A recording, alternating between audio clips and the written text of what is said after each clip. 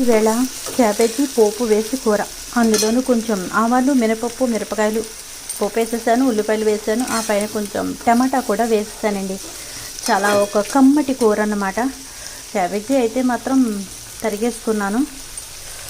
ఇవి ఏంటంటే ఇది తినకూడదు అది తినకూడదు అని అంటూ ఉంటారు. ఇంకంతే అండి, ఏది తినకూడదు, ఇది తింటే థైరాయిడ్ వస్తుంది, అది తింటే థైరాయిడ్ పెరుగుతుంది అని అంటూ ఉంటారు. కానీ పూర్వకాలం పుష్కలంగా తినేవారు, పుష్టిగా అన్నీ దొరికేవి, ప్లస్ పుష్కలంగా అన్నీ తినేవారు, ఆరోగ్యంగా కూడా ఉండేవారండి. అప్పుడు ఇలాంటి రోగాలు అవి ఏమీ లేవు.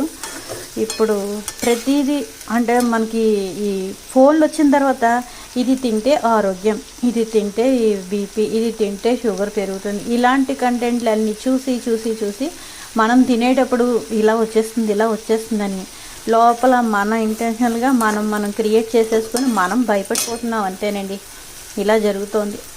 కానీ అన్నీ కొంచెం పక్కన పెట్టేసి ఎప్పటికప్పుడు ఏది దొరికితే అది పుష్కలంగా తినడం, దొరకనప్పుడు అంటే కంటిన్యూగా నేను చెప్పనండి, కంటిన్యూగా ఇవి క్యాబేజీ కూర తినాలంటే ఇప్పుడు కంటిన్యూగా వారం అంతా తినగలమా? తినలేం. మార్చి మార్చి అలాగే తింటూ ఉండాలి. కానీ బ్రెయిన్లోంచి మాత్రం ఇది తింటే ఇలా వచ్చేస్తుంది అన్న థాట్ అయితే మాత్రం తీసేయాలండి. తల్లి వండి పెడుతున్నప్పుడు ఎవరికి ఏది విలువ తెలియదండి. పెట్టిన వెంటనే భోజనానికి రమ్మంటే వస్తామంటారు, రారు. వాళ్ళంతటా వాళ్ళు వండుకున్నప్పుడు తెలుస్తుంది కష్టం విలువేంటో, అమ్మ వండి పెట్టే రుచి విలువేంటో.